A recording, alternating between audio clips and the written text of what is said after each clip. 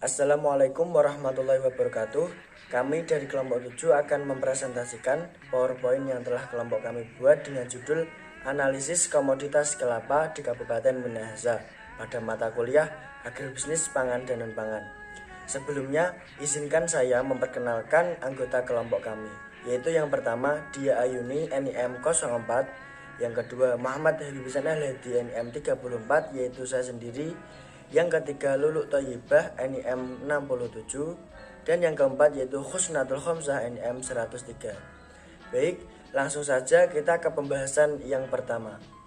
Baik, di sini terdapat 7 pokok bahasan yang akan kelompok kami jelaskan. Di antaranya yaitu agribisnis, potensi, kondisi existing, regulasi dan kebijakan, olahan atau nilai tambah, permasalahan, dan juga solusi. Pokok bahasan yang pertama yaitu agribisnis. Di dalam agribisnis terdapat 4 subsistem yang terlibat. Di antaranya subsistem hulu, usaha tani atau on-farm, hilir, dan juga penunjang. Pada subsistem hulu, kegiatannya yaitu meliputi penyediaan lahan dan pengadaan saprodi seperti bibit, pupuk, pestisida, dan perkakas. Pada subsistem usaha tani atau on-farm, di sini meliputi kegiatan pembinaan dan pengembangan usaha tani kelapa, meliputi perencanaan pemilihan lokasi, penggunaan bibit, teknologi yang digunakan, pemilihan pola usaha tani, dan juga ketersediaan tenaga kerja. Untuk subsistem hilir, kegiatannya meliputi pemanenan kelapa yang kemudian dilakukan pengolahan menjadi beberapa produk. Selain itu, pada subsistem ini juga meliputi pemasaran, di mana produk-produk kelapa baik dalam bentuk mentah, olahan maupun sebagai bahan baku industri dipasarkan dengan melibatkan lembaga pemasaran dan pasaran hasil yang dimaksudkan termasuk pasaran dalam negeri atau domestik maupun pasaran luar negeri atau ekspor. Dan subsistem yang terakhir yaitu penunjang yang meliputi kelompok tani, lembaga keuangan, lembaga pemerintah, dan juga lembaga pemasaran. Pokok bahasan yang kedua yaitu potensi. Provinsi Sulawesi Utara memiliki perkebunan kelapa yang mendominasi sektor perkebunan, di mana luas arealnya mencapai 278.484,10 hektar dengan total produksi mencapai 284.330,27 ton pada tahun 2014. Upaya pemerintah Provinsi Sulawesi Utara dalam mengelola sumber daya alam yang tersedia telah dilakukan dan memberikan nilai tambah yang cukup besar. Provinsi Sulawesi Utara yang menyatakan bahwa nilai tambah perusahaan industri besar dan sedang di Sulawesi Utara pada tahun 2014 sebesar Rp7.980.677.397 dan yang menduduki nilai tambah terbesar adalah industri pengolahan makanan yaitu sebesar Rp7.014.513.600 menurut BPS Sulawesi Utara tahun 2014, di mana industri pengolahan tepung kelapa yang juga termasuk dalam kelompok industri pengolahan makanan, baik itu tepung kelapa yang diekspor maupun yang hanya dipasarkan dalam negeri. Di Sulawesi Utara terdapat 5 perusahaan yang bergerak di bidang industri tepung kelapa ekspor. Baik, selanjutnya yaitu kondisi existing yang ada di Kabupaten Minahasa, salah satunya di Kecamatan Kauditan. Kecamatan Kauditan adalah bagian dari pemerintah Kabupaten Minahasa Utara yang terletak di bagian timur Kabupaten Minahasa, memanjang dari barat ke timur dan beriklim tropis basah. Musim hujan berlangsung pada bulan Oktober sampai dengan Maret dengan curah hujan rata-rata 1.000 sampai 2.000 mm per tahun. Wilayah ini termasuk daerah perbukitan dengan persentase kemiringan 0 sampai 25 derajat dan ketinggian 0 sampai 240 meter di atas permukaan laut. Temperatur udara antara 22 sampai 23 derajat Celcius dengan luas wilayah 15.706 hektar.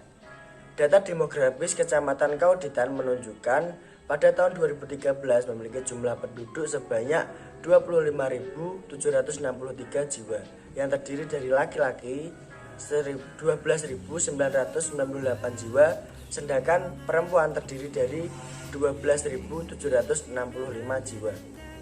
Selanjutnya yaitu regulasi dan kebijakan. Terdapat 4 regulasi dan kebijakan pada komoditas kelapa di Kabupaten Minahasa. Yang pertama, Kementerian Pertanian atau Kementan.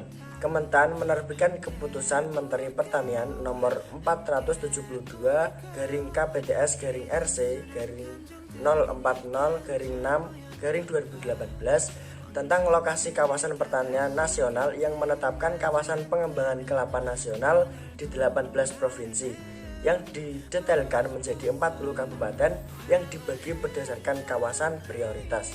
Yang kedua, peremajaan atau rehabilitasi kebun kelapa monokultur. Sehamparan yang kondisi tanamannya tua atau rusak atau tidak produktif dengan varietas unggul melalui sistem usaha tani perkebunan rakyat diverifikasi integratif berbasis tanaman kelapa dengan pengaturan jarak tanam terintegrasi dengan ternak. Yang ketiga, peremajaan kelapa tidak monokultur atau pekarangan pada daerah perkotaan atau padat penduduk dengan varietas unggul spesifik yang nilai jualnya tinggi. Yang terakhir yaitu perluasan kebun kelapa monokultur atau pekarangan pada wilayah yang sesuai. Assalamualaikum warahmatullahi wabarakatuh. I would like to say hey for all my friends. Hey, peace be upon to you. Minal aidin wal faizin, mohon maaf lahir dan batin. I am Khusnul Khumsa. I would like to present our material about the value of coconut tree, atau biasa dalam bahasa Indonesianya itu nilai tambah yang bisa digunakan oleh manusia untuk meningkatkan perekonomian yang berasal dari buah kelapa atau pohon kelapa. Nah, seperti itu. Kita kenal banget ya, pohon kelapa itu pohon yang banyak banget manfaatnya. Dari ujung atas sampai ujung bawah, kita akan menemukan manfaat dari pohon kelapa sendiri. Nah, untuk manfaatnya sendiri apa? Atau olahan yang bisa digunakan dari coconut trees ini, kita dari atas dulu ya.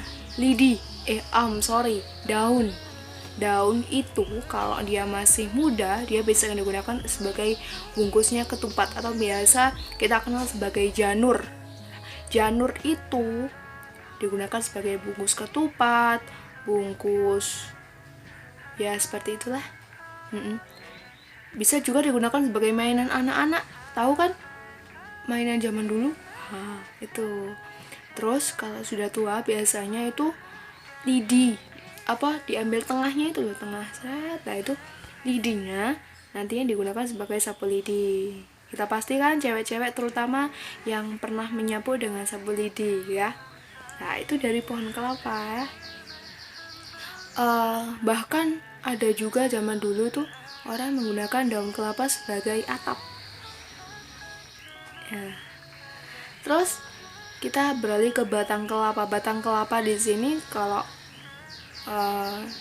biasa digunakan sebagai bahan bangunan ya, manfaatnya di bangunan. Bahkan ada pula yang menjadikan batang kelapa ini digunakan sebagai jembatan. Ada juga sebagai tempat duduk. Nah itu intinya di pembangunan. Nah terus ke buah kelapa. Buah kelapa ini banyak banget manfaatnya ya. Kita biasa mengolah santan ya, dari kelapa diparut, kemudian dikasih air, diperas, akhirnya ketemu santan. Nah, santan itu bisa dijadikan berbagai olahan makanan. Nah, seperti itu.